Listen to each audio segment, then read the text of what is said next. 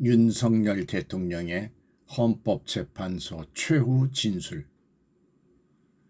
지난 2월 25일 헌법재판소에서 윤석열 대통령의 최후 진술이 있었습니다. 윤 대통령은 마치 유능한 의사처럼 대한민국의 건강 상태를 진단하고 있습니다. 내용이 길지만 여러 번 들으시면 대한민국의 현 상황을 올바로 이해하는 데 큰 도움이 될 것입니다. 존경하는 헌법재판관 여러분, 그리고 이 재판을 관심 가지고 지켜봐 주신 사랑하는 국민 여러분, 작년 12월 3일 비상계엄을 선포한 후 84일이 지났습니다. 제 삶에서 가장 힘든 날들이었지만 감사와 성찰의 시간이기도 했습니다. 저 자신을 다시 돌아보면서 그동안 우리 국민들께 참 과분한 사랑을 받아왔다는 생각이 들었습니다. 감사한 마음이 들면서도 국민께서 일하라고 맡겨주신 시간에 제 일을 하지 못하고 있는 현실이 송구스럽고 가슴이 아팠습니다. 한편으로 많은 국민들께서 여전히 저를 믿어주고 계신 모습에 무거운 책임감도 느꼈습니다. 국민 여러분께 죄송하고 감사하다는 말씀을 먼저 드리고 싶습니다. 제가 비상계엄을 선포하고 몇 시간 후 해제했을 때는 많은 분들께서 이해를 못하셨습니다. 지금도 어리둥절해 하시는 분들이 있을 겁니다. 계엄이라는 단어에서 연상되는 과거의 부정적 기억도 있을 것입니다. 거대 야당과 내란 공작 세력들은 이런 트라우마를 악용하여 국민을 선동하고 있습니다. 그러나 12.3 비상계엄은 과거의 계엄과는 완전히 다른 것입니다. 무력으로 국민을 억압하는 계엄이 아니라 계엄의 형식을 빌린 대국민 호소입니다. 12.3 비상계엄 선포는 이 나라가 지금 망국적 위기 상황에 처해 있음을 선언하는 것이고, 주권자인 국민들께서 상황을 직시하고 이를 극복하는 데 함께 나서달라는 절박한 호소입니다. 무엇보다 저 자신 윤석열 개인을 위한 선택은 결코 아니었다는 사실을 분명하게 말씀드릴 수 있습니다.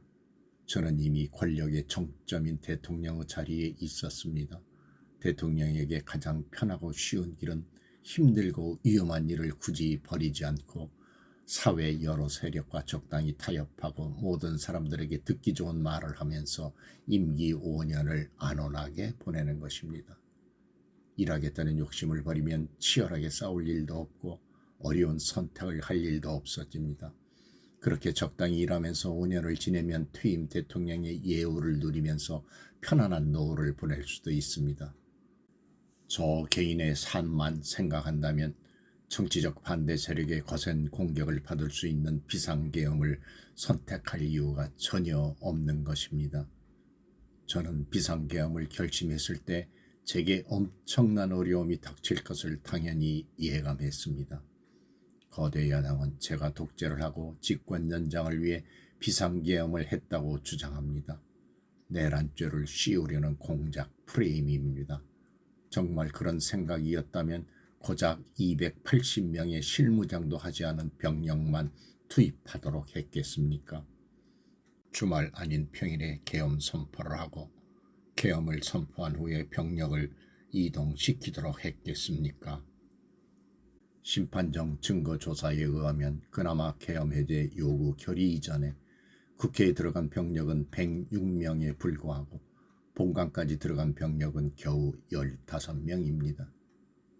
15명이 유리창을 깨고 들어간 이유도 자신들의 근무 위치가 본관인데 입구를 시민들이 막고 있어서 충돌을 피하기 위해 불 꺼진 창문을 찾아 들어간 것입니다.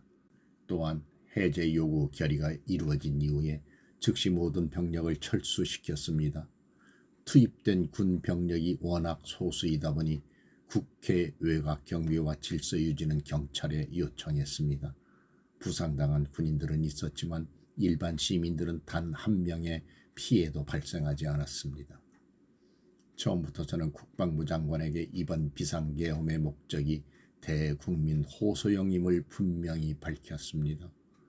또한 국회의 계엄 해제 요구가 신속히 뒤따를 것이므로 계엄 상태가 오래가지 않을 것이라고 했습니다. 하지만 그런 내용을 사전에 군 지휘관들에게 그대로 알릴 수는 없었습니다. 그래서 최소한의 병력을 실무장하지 않은 상태로 투입함으로써 군의 임무를 경비와 질서 유지로 확실하게 제한한 것입니다. 많은 병력이 무장 상태로 투입되면 아무리 조심하고 자제하라고 해도 군중과 충돌하기 쉽습니다. 그런 일이 발생하지 않도록 원천적으로 차단한 것이고 실제 결과도 예상을 벗어나지 않았습니다. 제가 소수 병력, 비무장, 경험 있는 장병 이 세 가지를 국방부 장관에게 명확히 지시한 이유입니다. 그런데도 거대 야당은 이것을 내란이라고 주장하고 있습니다. 병력 투입 시간이 불과 2시간도 안 되는데 2시간짜리 내란이라는 것이 있습니까? 방송으로 전 세계 전 국민에게 시작한다고 알리고 국회가 그만두라고 한다고 바로 병력을 철수하고 그만두는 내란을 보셨습니까? 대통령이 국회를 장악하고 내란을 일으키려 했다는 거대 야당의 주장은 어떻게든 대통령을 끌어내리기 위한 정략적인 선동 공작일 뿐입니다. 대통령의 법적 권한이 계엄 선포에 따라 계엄 사무를 하고 질서 유지 업무를 담당한 공직자들이 이러한 내란몰이 공작에 의해 지금 고초를 겪고 있는 것을 보며 가슴이 찢어지는 듯합니다. 이분들이 대통령의 장기 독재를 위해 일을 했겠습니까? 대한민국 현실에서 장기 독재를 상상도 할 수 없다는 사실을 잘 아는 분들이고 이미 자기 분야에서 최고의 위치에 올라 더 바랄 것도 없는 분들입니다. 이분들은 대통령의 법적 권한 행사에 따라 맡은 바 직무를 수행한 것뿐입니다. 헌법재판관 여러분, 그리고 국민 여러분, 대통령의 자리에서 많은 정보를 가지고 국정을 살피다 보면 남들에게는 보이지 않는 것들, 겉으로는 잘 드러나지 않는 문제점들이 많이 보이게 됩니다. 당장은 괜찮아 보여도 얼마 뒤면 큰 위기로 닥칠 일들이 대통령의 시야에는 들어옵니다. 서서히 끓는 소단의 개구리처럼 눈앞의 현실을 깨닫지 못한 채 벼랑 끝으로 가고 있는 이 나라의 현실이 보였습니다. 언제 위기가 아닌 때가 있었냐고 생각하는 분도 있을 겁니다. 하지만 그동안의 위기가 돌발 현안 수준의 위기였다면 지금은 국가 존립의 위기, 총체적 시스템의 위기라는 점에서 그 차원이 완전히 다릅니다. 미국 트럼프 대통령은 취임 첫날 국가 비상사태를 선포하고 군을 투입했습니다. 미국이 국가 비상사태인가에 대한 판단은 다를 수 있습니다. 하지만 불법 체류자와 마약 카르텔 그리고 에너지 부족 등 미국이 당면한 위기에 맞서 미국 국민들을 지키기 위한 대통령의 결단임은 분명해 보입니다. 그렇다면 우리나라의 현실은 어떻습니까? 국가 비상사태가 아니라고 단언할 수 있습니까? 북한을 비롯한 외부의 주권 침탈 세력들과 우리 사회 내부의 반국가 세력이 연계하여 국가 안보와 계속성을 심각하게 위협하고 있습니다.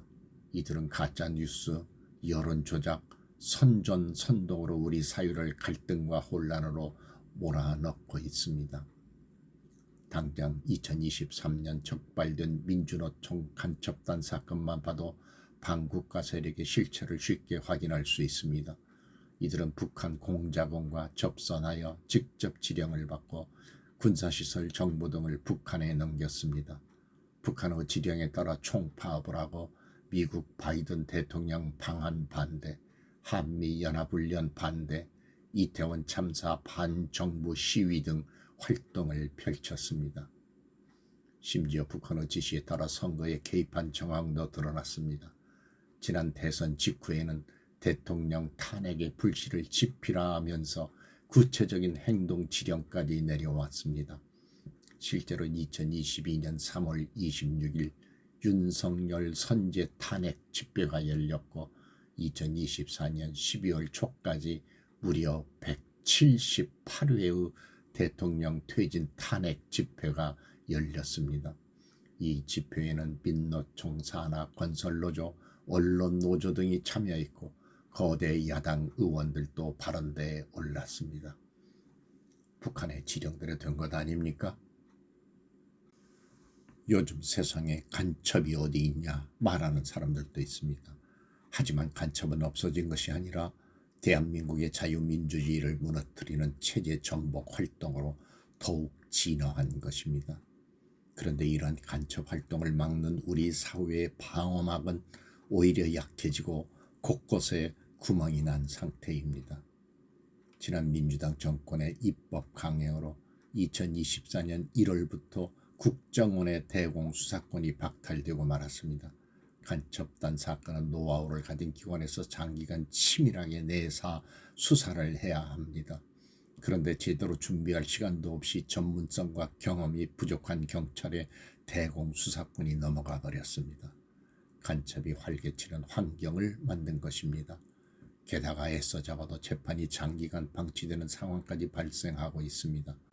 현재 재판이 진행 중인 간첩 사건이 민노총 간첩단, 창원 간첩단, 청주 간첩단, 제주 간첩단 등 4건이나 됩니다. 그런데 청주 간첩단 사건은 1심 판결까지 29개월이 넘게 걸렸고 민노총 간첩단 사건도 1심 판결에 1년 6개월이 걸렸습니다. 이들은 구속기간 만료 후 석방되어 1심 판결로 법정 구속이 될 때까지 버젓이 거리를 활보하고 다녔습니다.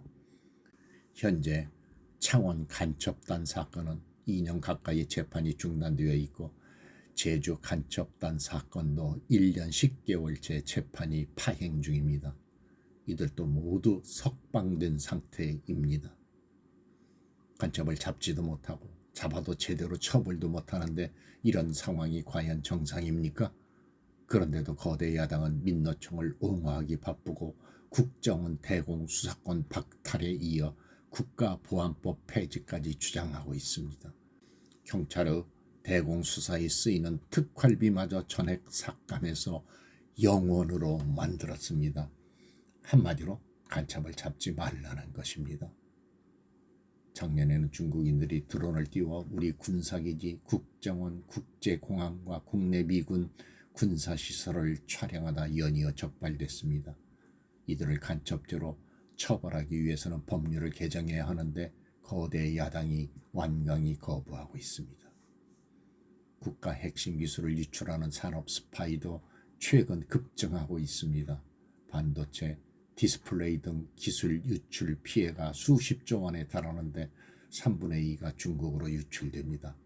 중국은 사진 한 장만 잘못 찍어도 우리 국민을 마음대로 구금하는 강력한 반간첩법을 시행하고 있는데 거대 야당은 산업 스파이를 막기 위한 간첩죄 법률 개정조차 가로막고 있습니다.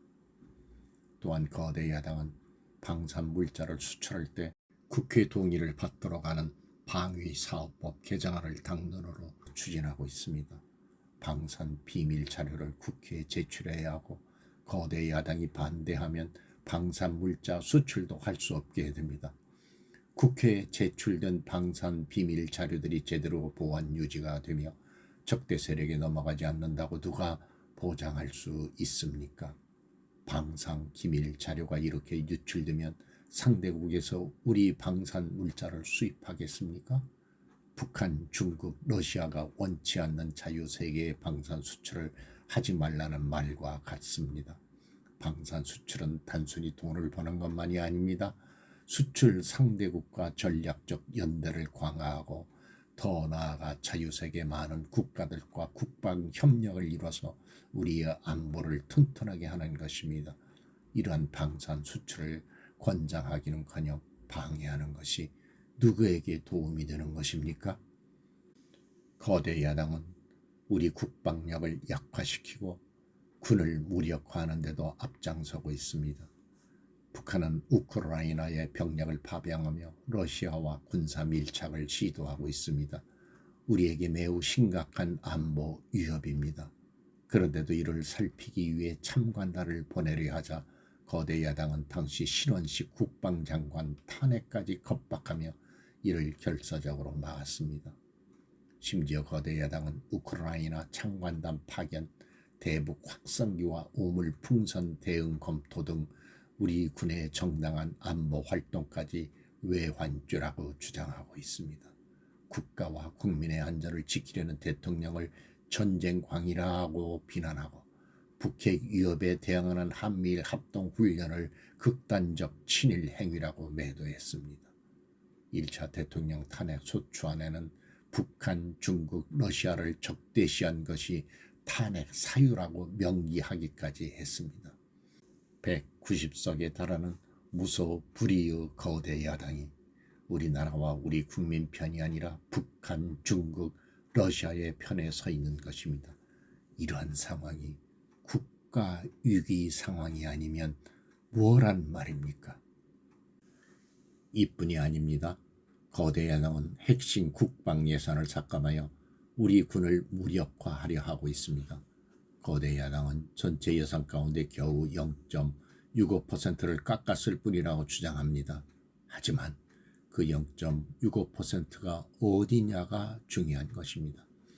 마치 사람의 두 눈을 빼놓고 몸 전체에서 겨우 눈알 2개 뺐다고 말하는 것과 같은 이야기입니다. 거대 야당이 삭감한 국방 예산은 우리 군의 눈알과 같은 예산입니다. 북한 핵과 미사일 기지를 선제 타격하는 킬체인의 핵심인 정찰 자산 예산을 대폭 삭감했습니다. 핵심 전력인 지휘 정찰 사업 예산을 2024년 대비 4,852억 원 감액했고 전술 데이터링크 시스템 성능 개량 사업은 무려 78%를 삭감했습니다. 우리 국민을 향해 날아오는 미사일을 요격하는 KAMD 즉 한국형 미사일 방어체계 구축도 예산 삭감으로 개발이 중단될 위기입니다. 장거리 함대공 유도탄 사업을 위해 예산 119억 5,900만 원을 책정했지만 96%를 삭감하고 5억 원만 남겼습니다. 정밀 유도포탄 연구개발 사업은 84%를 삭감했습니다. 아무리 주먹이 세도 앞이 보이지 않으면 싸울 수 없듯이 감시 정찰 자산이 없으면 아무리 좋은 무기도 무용지물입니다. 게다가 최근 북한의 드론 공격이 가장 큰 위협으로 대두되고 있는데 드론 방어 예산 100억 원 가운데 무려 99억 5,400만 원을 깎아서 사업을 아예 중단시켰습니다. 도대체 누구의 지시를 받아서 이렇게 핵심 예산만 딱딱 골라 삭감했는지 궁금할 정도입니다. 게다가 지난 민주당 정권은 국군 방첩사령부의 수사요원을 2분의 1가량 대폭 감축하여 군과 방산에 대한 정보활동과 방첩활동에 심각한 타격을 주었습니다. 또 과거 간첩사건과 연루된 인물을 국정원의 주요 핵심 간부로 발령돼서 방첩기관인지 정보유출기관인지 모를 조직으로 방치하기도 했습니다. 지난 정부 시절 이러한 일들을 주도한 인물들이 여전히 거대 야당의 핵심 세력으로서 국가 안보를 흔들고 있습니다. 우리 정부 들어 국정원이 국가 안보의 중추기관으로 거듭나도록 노력하였고 국군 방첩사의 역량 보강을 위해 힘썼습니다만 아직 문제의 뿌리를 제대로 다 드러내지 못했습니다. 부수고 깨트리기는 쉬워도 세우고 만들기는 어렵고 시간이 많이 걸리기 때문입니다. 이러한 상황이 겉으로는 멀쩡한 것처럼 보이지만 실질적으로는 전시사변에 못지않은 국가위기 상황이라고 저는 판단하고 있습니다. 거대 야당은 야당에 대한 대통령의 인식을 탓하기 전에 공당으로서 국가에 대한 책임 있는 자세와 신뢰를 보여주는 게 우선이라고 생각합니다. 저는 자유민주주의 헌법 원칙, 국가안보, 핵심 국익 수호만 함께 한다면 어떤 정치 세력과도 기꺼이 대화하고 타협할 자세가 되어 있는 사람입니다. 나라와 국민을 위한 일에 좌파, 우파가 어디 있습니까? 하지만 자유를 부정하는 공산주의, 공산당 일당 독재, 유물론에 입각한 전체주의가 다양한 속임수로 우리 대한민국에 스며드는 것은 막아야 합니다. 이런 세력과 타협하고 흥정해서는 안 됩니다. 우리가 가치를 공유하지 않는 나라와 교역도 할 수 있고 국제협력, 상호 이익을 추구할 수도 있습니다. 하지만 우리 정치 체제에 영향을 미치고 스며드는 것은 막아야 합니다. 그것이 국방 안보만큼 중요한 정치 안보입니다. 바로 자유민주주의를 지키는 길입니다. 자유민주주의 국가의 공당이라면 이런 세력을 옹호하고 이런 세력과 손잡는 일은 절대 해서는 안 되는 것입니다. 헌법재판관 여러분, 그리고 국민 여러분, 거대 야당은 제가 취임하기도 전부터 대통령 선제 탄핵을 주장했고 줄탄핵, 입법 폭주, 예산 폭거로 정부의 기능을 마비시켜 왔습니다. 거대 야당은 이러한 폭주까지도 국회의 정당한 권한 행사라고 강변합니다. 그러나 국회의 헌법적 권한은 국민을 위해 쓰라고 부여된 것입니다.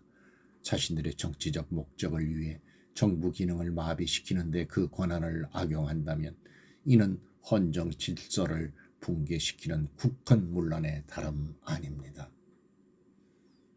또한 거대 야당은 제가 비상계엄으로 국회의 권능을 마비시키려 했다며 내란몰이를 계속하고 있습니다. 하지만 거대 야당은 제가 대통령에 취임한 후 지금까지 지속적으로 끈질기게 정부의 권능을 마비시켜 왔습니다. 마치 정부를 마비시키는 것이 유일한 목표인 것처럼 국회의 권한을 마구 휘둘러 왔습니다. 국회의원과 직원들의 출입도 막지 않았고 국회 의결도 전혀 방해하지 않은 2시간 반짜리 비상계엄과 정부 출범 이후 2년 반 동안 줄탄핵, 입법 예산 폭거로 정부를 마비시켜온 거대 야당 가운데 어느 쪽이 상대의 권능을 마비시키고 침해한 것입니까? 거대 야당은 국무위원은 물론이고 방통위원장, 검사, 감사원장에 이르기까지 탄핵하고 또 탄핵했습니다. 탄핵 사유가 되는지 여부는 전혀 중요하지 않았습니다. 심지어 거대 야당 대표를 노려봤다고 장관을 탄핵하기도 했습니다. 일단 탄핵해서 직무를 정지시켜 놓고 정작 헌재 탄핵 심판에서는 탄핵 사유를 변경하는 황당한 일도 반복해왔습니다. 얼마 전 중앙지검장 등 검사들에 대한 탄핵 심판을 재판관 여러분께서 직접 진행하시지 않았습니까? 기자회견장에서 거짓말을 했다는데 실제로는 그 기자회견에 나오지도 않았고 국정감사에서 허위 증언을 했다는데 정작 국정감사에 출석하지도 않았습니다. 기본적인 탄핵 사유조차 틀렸는데도 일단 직무부터 정지시키고 보는 것입니다. 이것이 과연 정상적인 일입니까? 거대 야당의 공직자 줄탄핵은 정부의 기능을 마비시키는 차원을 넘어 헌정 질서 붕괴로 치닫고 있습니다. 이태원 참사가 발생하자 거대 야당은 연일 진상규명을 외치면서 참사를 정쟁에 이용했습니다. 급기야 행정안전부 장관을 탄핵했습니다. 당시 북한이 민노총 간첩단에게 보낸 지령문에 이런 내용이 있습니다. 이번 특대형 참사를 계기로 사회 내부의 세월호 참사 진상규명 투쟁과 같은 정세 국면을 조성하는 데 중점을 두고 각계각층의 분노를 최대한 분출시켜라. 거대 야당이 북한 지령을 받은 간첩단과 사실상 똑같은 일을 벌인 것입니다. 이야말로 사회의 갈등과 혼란을 키우는 선동탄핵이라 할 것입니다.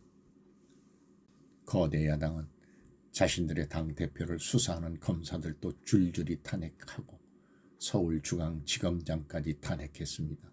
검사 탄핵은 그 자체로도 수사 방해지만 검사 탄핵을 지켜보는 판사들에 대한 겁박이 되기 마련입니다. 야당 대표에 대한 검찰 수사를 막고 야당 대표의 범죄를 심판할 판사들까지 압박하기 위한 방탄 탄핵인 것입니다. 급기야 거대 야당은 지난 정부의 이적 행위를 감사하던 감사원장까지 탄핵했습니다. 거대 야당은 감사원장 탄핵소추 안에 사드 정식 배치 고의 지연 의혹 감사를 탄핵 사유로 포함시켰습니다.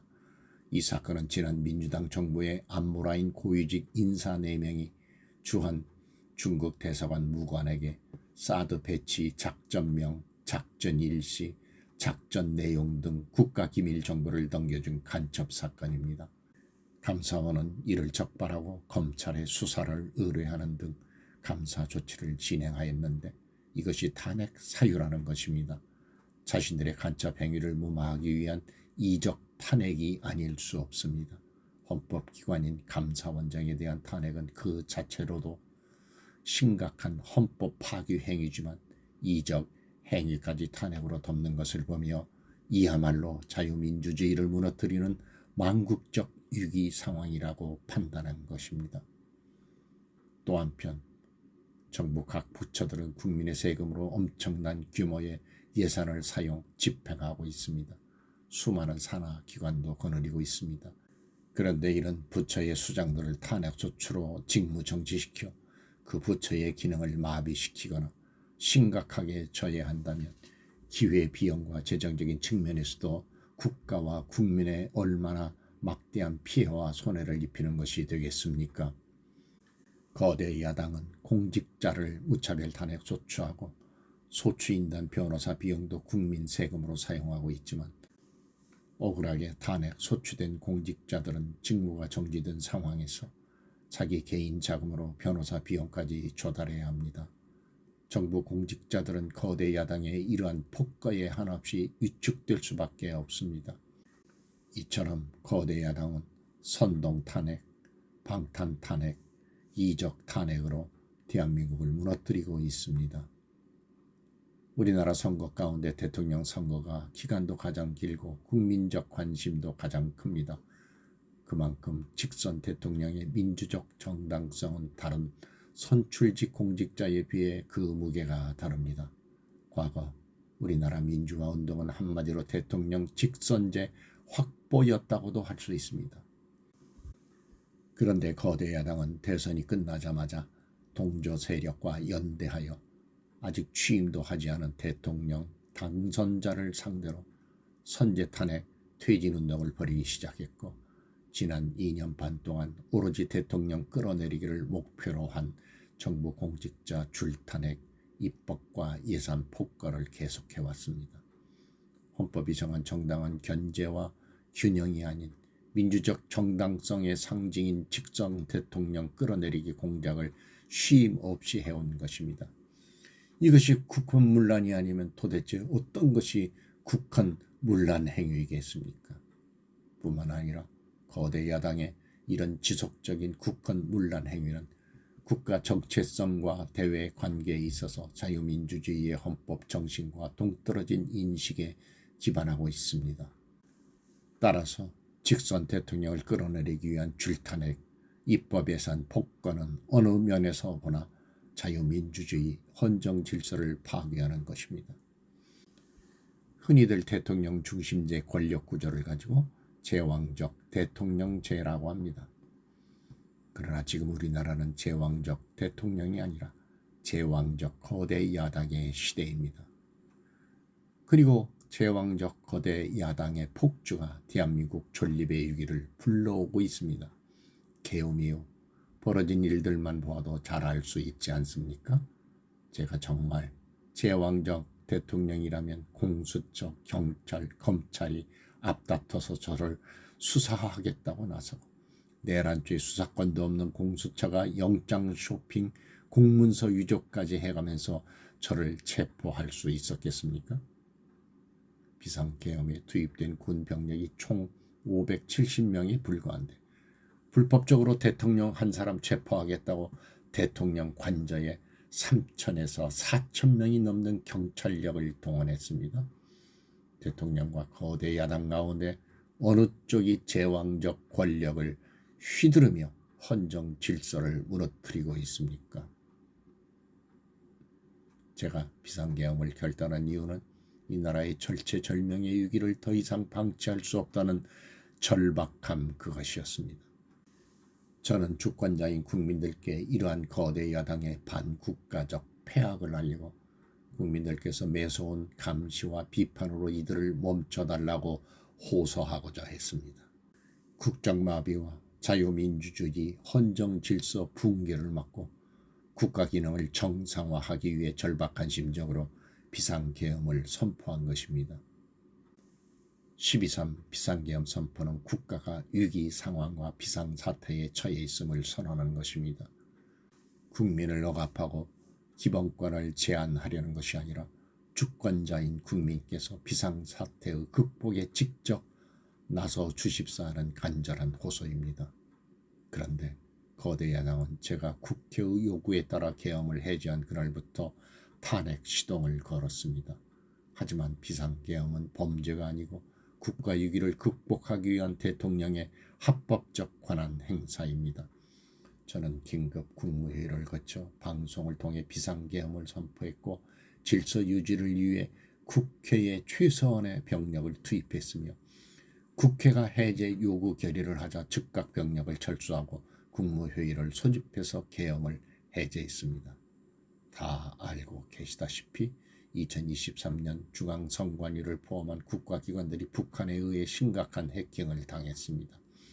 중앙선관위는 이 같은 사실을 국정원으로부터 통보받고도 다른 국가기관들과 달리 점검에 제대로 응하지 않았고 울며 겨자 먹기로 응한 일부 점검 결과 심각한 보안 문제가 드러났기 때문에 중앙선관위 전산 시스템 스크린 차원에서 소규모 병력을 보낸 것입니다.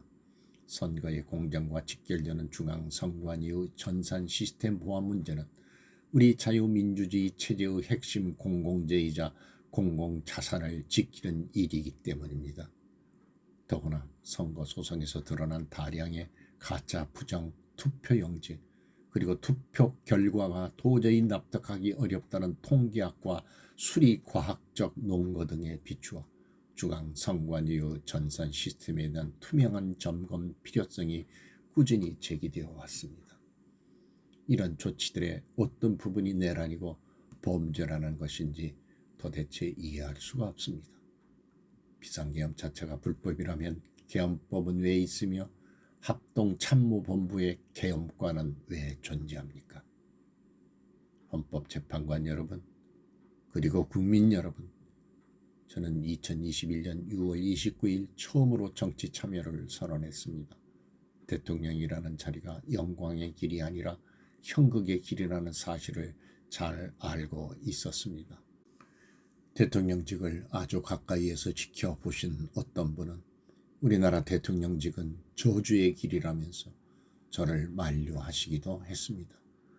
그러나 자유민주주의라는 헌정질서가 무너지고 있는 상황에서 나라를 지키고 싶어 정치를 시작했습니다. 그때 정치 참여를 선언하면서 국민께 드린 약속이 있습니다. 우리의 미래를 짊어질 청년들, 국가를 위해 희생한 분들, 산업화의 일상을 바친 분들, 민주화에 헌신하고도 묵묵히 살아가는 분들, 성실하게 세금을 내는 분들, 이런 국민들이 분노하지 않는 나라를 만들겠다는 약속이었습니다.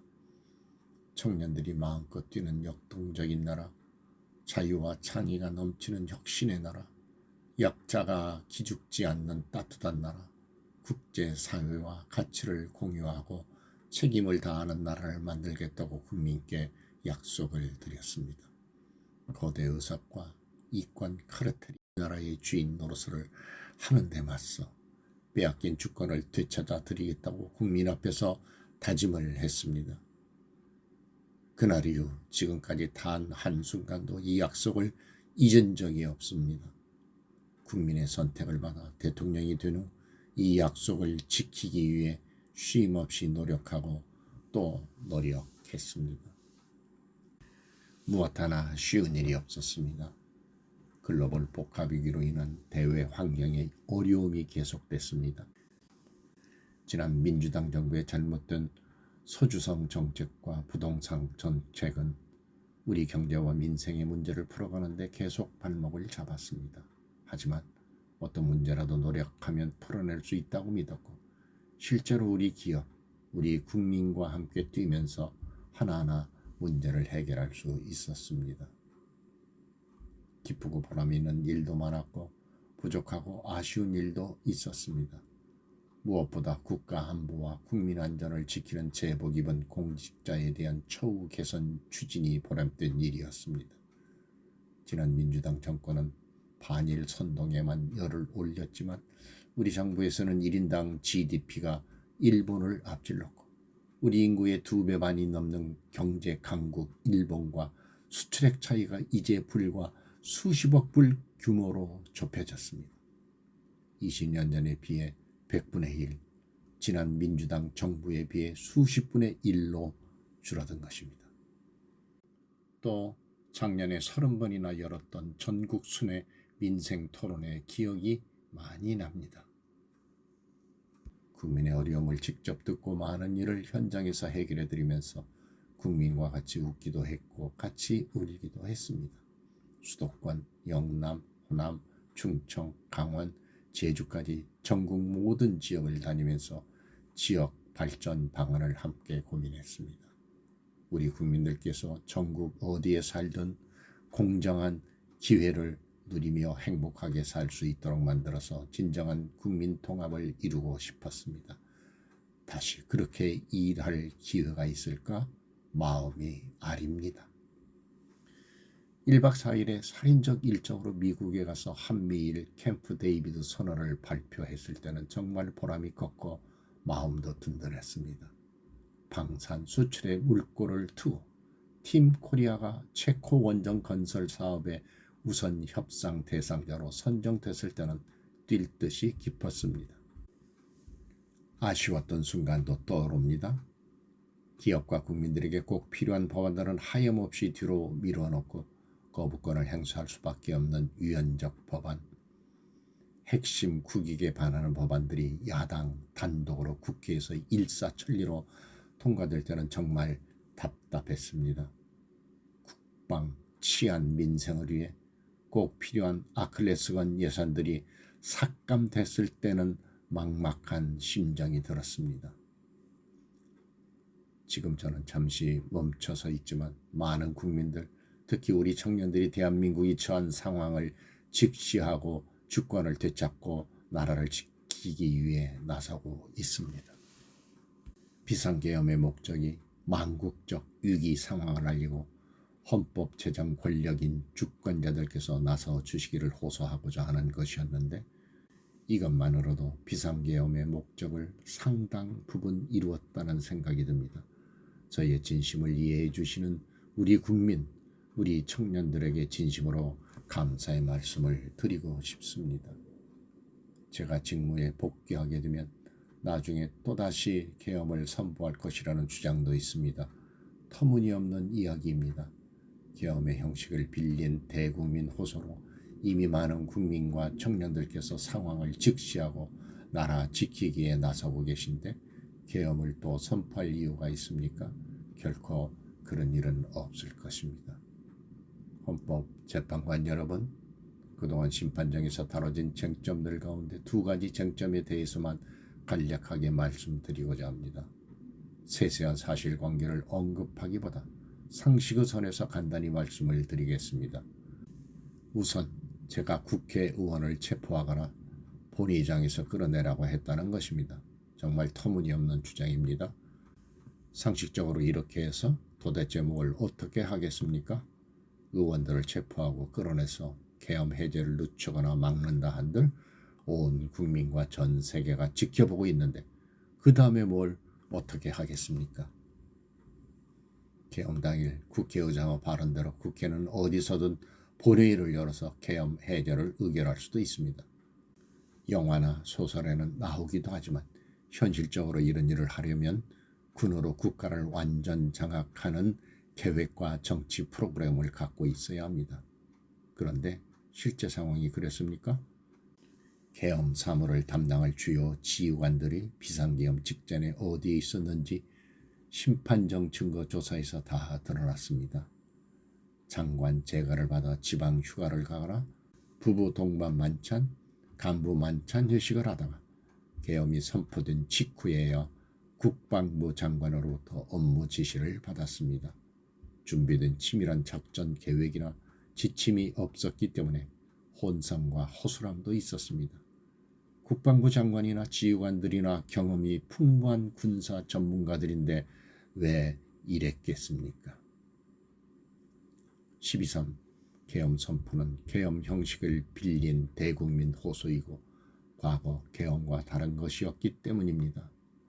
이미 민주주의를 수십 년 경험하고 몸에 밴 우리 50만 군이 임기 5년 단임 대통령의 사병 역할을 할 리가 있습니까? 제가 비상계엄을 선포한 이유는 오로지 주권자인 국민들에게 국회의 망국적 독재로 나라가 위기에 빠졌으니 이를 인식하시고 감시와 비판의 견제를 직접 해 주십사 하는 것이었습니다.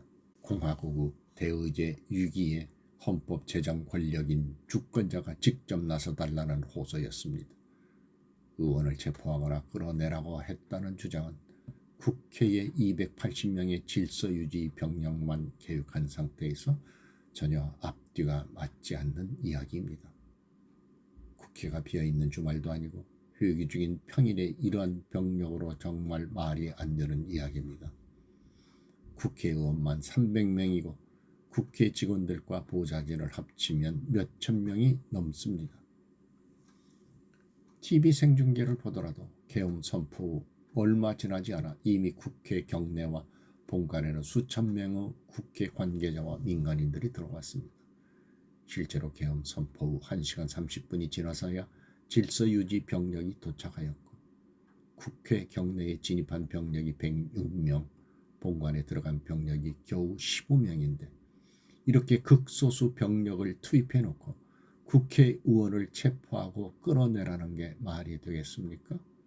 게다가 의결 정적수가 차지 않았으니 본회의장에 들어가서 의원들을 끌어내라고 했다는데 의결 정적수가 차지 않았으면 더 이상 못 들어가게 막아야지 끌어낸다는 것은 상식에 반합니다.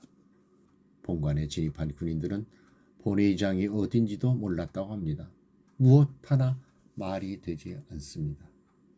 단 한 사람도 끌려 나오거나 체포된 일이 없었으며 군인이 민간인에게 폭행당한 일은 있어도 민간인을 폭행하거나 위해를 가한 일은 단 한 건도 없었습니다. 실제로 일어나지도 않았고 일어날 수도 없는 불가능한 일에 대해 이런 주장을 하는 것은 그야말로 호수 위에 비친 달빛을 건져내리는 것과 같은 허황된 것입니다. 거대 야당은 대통령의 헌법상 권한에 기해서 선포된 계엄을 불법 내란으로 둔갑시켜 탄핵 소추를 성공시켰습니다. 그리고 헌법재판소 심판에서는 탄핵 사유에서 내란을 삭제하였습니다. 그야말로 초유의 사기 탄핵이 아닐 수 없습니다. 내란이냐 아니냐는 긴 시간의 복잡한 심리를 통해 가려지는 것이 아닙니다. 내란이냐 아니냐는 판례에서 보듯이 실제 일어난 일과 진행된 과정에서 드러난 결과로 판단하는 것이고 누가 봐도 쉽게 바로 알 수 있어야 내란이라고 할 수 있는 것입니다. 거대 야당과 소추단이 헌재 심판 대상에서 내란을 삭제한 이유는 심리시간을 단축시키려는 것이 아니라 내란의 실체가 없기 때문입니다. 더구나 계엄은 12.3.8년부터 해제까지 역사상 가장 빨리 종결된 계엄입니다. 그러다 보니 계엄사령부 조직도 구성되지 못했고 예하 수사본부 조직도 만들어지지 못한 채 그냥 계엄이 종료되었습니다. 겨우 몇 시간 평화적으로 진행된 계엄을 내란이라고 볼 수 없는 것입니다. 이어서 비상계엄 국무회의에 대해 말씀드리겠습니다. 계엄 당일 국무회의는 국무회의로 볼 수 없다는 주장이 있습니다. 그런데 국무회의를 할 것이 아니었다면 12월 3일 밤에 국무위원들이 대통령실에 도대체 왜 온 것입니까? 국무회의가 아니라 간담회 정도였다는 주장도 있습니다만 그날 상황이 간담회 할 상황입니까? 간담회는 의사 정족수도 없는데 왜 국무회의 의사 정족수가 찰 때까지 기다렸겠습니까? 당일 저녁 8시 30분부터 국무위원들이 차례로 오기 시작했고 저는 국무위원들에게 비상계엄에 대해 설명하고 국방부 장관이 개요가 기재된 비상계엄 선포문을 나눠주었습니다. 국무위원들은 경제적, 외교적으로 어려움이 있을 수 있다고 우려했고 저는 대통령으로서 각 부처를 관장하는 국무위원들의 생각과 다른 생각을 가지고 있으며 국가가 비상 상황이고 비상 조치가 필요함을 설명했습니다.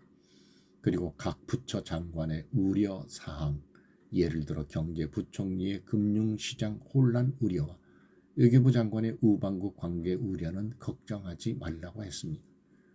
국무위원들이 과거의 계엄을 연상하고 있어서 저는 걱정하지 말라고 한 것입니다. 의사 정족수 충족 이후 국무회의 시간은 5분이었지만 그 전에 이미 충분히 논의를 한 것입니다. 다음 날 새벽 계엄 해제 국무회의는 소요 시간이 단 1분이었습니다. 실제 정례, 주례 국무회의의 경우에도 모두 발언, 마무리 발언 등을 하고 많은 안건을 다루기 때문에 1시간가량 걸리지만 개별 안건의 심의 시간은 극히 짧습니다. 또한 비상계엄을 위한 국무회의를 정례, 주례 국무회의처럼 할 수는 없습니다. 보안 유지가 중요하고 그렇게 해야 혼란도 줄이고 질서유지 병력도 최소화할 수 있기 때문입니다. 이상민 전 행안부 장관은 지난 심판정에서 국무회의를 100여 차례 참석했지만 이런 국무회의처럼 실질적으로 열띤 토론이나 의사전달이 있었던 것은 처음이라고 증언했습니다. 국무회의 배석을 위해 비서실장과 안보실장을 대통령실로 나오도록 했고 국가안보의 문제이기도 해서 국정원장도 참석시켰습니다. 1993년 8월 13일 김영삼 대통령께서 긴급재정경제명령으로 금융실명제를 발표했을 당시에도 국무위원들은 소집 직전까지 발표한다는 사실 자체를 몰랐고 국무회의록도 사후에 작성됐습니다. 그때 상황은 이인재 당시 노동부 장관께서 이미 자세히 설명하신 바 있습니다. 그러나 아무도 이를 두고 국무회의가 없었다고 하지 않았고 당시 헌법재판소는 긴급명령 발동을 모두 합헌이라고 결정했습니다. 그 밖에 여러 쟁점들에 대해서는 변호인단의 변론으로 가름하겠습니다. 헌법재판관 여러분, 그리고 국민 여러분, 저는 언젠가 해야 하고 누군가 해야 하는 일이라면 지금 제가 하겠다는 마음으로 대통령직을 수행해 왔습니다. 그래서 임기 전반부 동안 역대 정부들이 표를 잃을까봐 하지 못했던 교육, 노동, 연금의 3대 개혁을 중심으로 국정개혁 과제를 과감하게 추진했습니다. 30년 동안 지지부진했던 유보 통합의 첫걸음을 떼었고 늘봄 학교와 융봉합 고등교육 그리고 지역 산업과의 연계 강화를 위한 과감한 관할 이전 등 교육개혁의 뒤틀을 마련했습니다. 노사법치의 틀을 새롭게 세우고 4차 산업혁명 시대에 적응하기 위한 노동 유연화와 노동보호의 노동개혁 물꼬도 텄습니다. 국가적 난제였던 연금개혁도 역대 정부 최초로 방대한 수리 분석과 심층 여론조사를 진행하였고 수용성이 높은 방안을 만들어서 국회에 제출했습니다. 대통령 임기 초반에는 국민과 유권자에게 약속한 공약과 국정과제의 실천, 민생에 영향이 큰 사회개혁의 추진이 우선이기 때문에 이러한 스케줄에 맞춰 일해온 것입니다. 어느 정권이나 임기 초기에는 선거, 공약과 국정과제의 이행이 우선이므로 정치개혁에는 신경 쓸 여력이 없습니다. 그러다가 전직 대통령들의 5년 임기가 금방 다 지나갔고 변화된 시대에 맞지 않는 87 체제가 여전히 유지되고 있습니다. 정치가 국민을 불편하게 만들고 국가의 발전을 가로막고 있습니다. 또 국가의 미래를 결정하는 일에 미래의 주역인 청년들이 참여할 수 있도록 정치와 행정의 문턱을 더 낮춰야 합니다. 제가 직무에 복귀하게 된다면 먼저 87 체제를 우리 몸에 맞추고 미래 세대에게 제대로 된 나라를 물려주기 위한 개헌과 정치개혁의 추진에 임기 후반부를 집중하려고 합니다. 저는 이미 대통령직을 시작할 때부터 임기 중반 이후에는 개헌과 선거제 등 정치개혁을 추진하겠다는 계획을 가지고 있었습니다. 현직 대통령의 희생과 결단 없이는 헌법 개정과 정치개혁을 할 수 없으니 내가 이를 해내자고 생각했던 것입니다. 저는 여러 전직 대통령들이 후보 시절 공약하고도 이행하지 못한 청와대 국민 반환도 당선 직후 바로 추진하고 이행한 바 있습니다. 자녀 임기에 연연해하지 않고 개헌과 정치개혁을 마지막 사명으로 생각하여 87 체제 개선에 최선을 다할 것입니다. 개헌과 정치개혁 과정에서 국민 통합을 이루는 데도 노력을 다할 것입니다. 결국 국민 통합은 헌법과 헌법 가치를 통해 이루어지는 만큼 개헌과 정치개혁이 올바르게 추진되면 그 과정에서 갈라지고 분열된 국민들이 통합될 것이라고 믿습니다.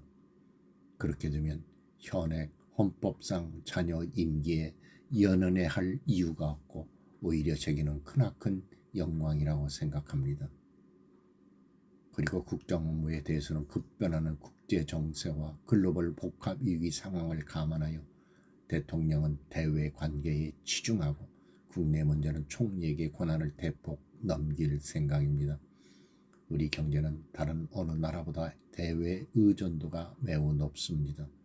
특히 미국 트럼프 행정부 출범 이후 국제 질서의 급변과 글로벌 경제, 안보의 불확실성에 크게 영향을 받을 수밖에 없습니다. 지금 우리가 국가 노선을 어떻게 선택하느냐에 따라 위기가 기회가 될 수도 있고 들이킬 수 없는 재앙을 맞을 수도 있습니다. 글로벌 중추 외교 기조로 역대 가장 강력한 한미 동맹을 구축하고 한미일 협력을 이끌어냈던 경험으로 대외 관계에서 국익을 지키는 일에 매진하겠습니다.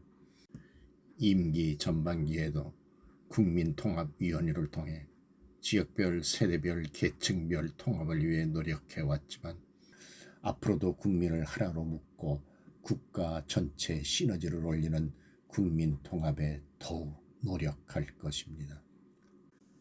존경하는 헌법재판관 여러분, 먼저 촉박한 일정의 탄핵 심판이었지만 충실한 심리에 애써주신 헌법재판관님들께 깊이 감사드립니다. 이번 심리는 내란 탄핵에서 내란 삭제를 주도한 소추단 측이 제시한 쟁점 위주로 이루어지게 되었고, 그러다 보니 제가 12.3 비상계엄을 선포한 이유와 불가피성에 대해서는 충분히 설명드릴 시간이 부족했다고 생각합니다. 서면으로 성실하게 관련 자료를 제출하였으니 대통령으로서 고뇌의 결단을 한 이유를 깊이 생각해 주시기 바랍니다. 또 많은 국가 기밀 정보를 다루는 대통령으로서 재판관님들께 모두 설명드릴 수 없는 부분에까지 재판관님들의 지혜와 해안이 미칠 것이라 믿습니다. 다시 한번 재판관님들의 노고에 감사드립니다. 사랑하는 대한민국 국민 여러분, 국가와 국민을 위한 계엄이었지만 그 과정에서 소중한 국민 여러분께 혼란과 불편을 끼쳐드린 점 진심으로 죄송스럽게 생각합니다. 저희 구속 과정에서 벌어진 일들로 어려운 상황에 처한 청년들도 있습니다. 옳고 그름에 앞서서 너무나 마음이 아프고 미안합니다. 정말 미안한 생각을 가지고 있습니다. 저는 대통령이 출마할 때 나라를 위해 목숨을 바치겠다고 결심을 했습니다. 지난 12.3 계엄과 탄핵 소추 이후 엄동설안에 저를 지키겠다며 거리로 나선 국민들을 보았습니다. 저를 비판하고 질책하는 국민들의 목소리도 들었습니다. 서로 다른 주장을 하고 있지만 모두 대한민국을 사랑하는 마음이라고 생각합니다. 부족한 저를 지금까지 믿어주시고 응원을 보내주고 계신 국민 여러분께 진심으로 감사드립니다. 저의 잘못을 꾸짖는 국민의 질책도 가슴에 깊이 새기겠습니다. 새로운 대한민국으로 도약하는 디딤돌이 될 수 있도록 모든 노력을 다하겠습니다. 감사합니다.